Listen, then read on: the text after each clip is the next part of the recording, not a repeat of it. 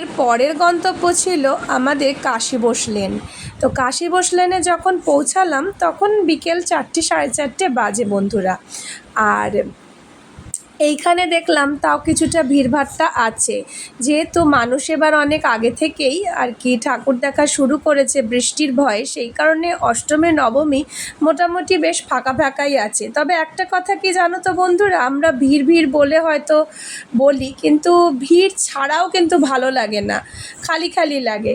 তো প্রচুর মানুষেরা আনন্দ উৎসব করে ঠাকুর দেখবে, তো সেটাই তো ভালো লাগে, তাই না?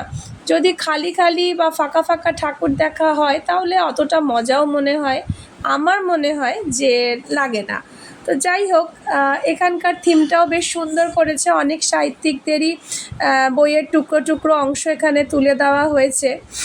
আর ঠাকুরের প্রতিমার মুখও খুব সুন্দর হয়েছে। তোমরা কারা কারা কাশীবোস লেনের এই ঠাকুরটি দেখেছো কমেন্টে জানিও। আর কাশীবোস লেন থেকে আমার এই ভিডিওটি কারা কারা দেখছো, যদি কেউ দেখে থাকো অবশ্যই কমেন্টে জানিও। তোমাদের কমেন্টের অপেক্ষায় থাকবো। দেখা হচ্ছে নেক্সট ভিডিওতে।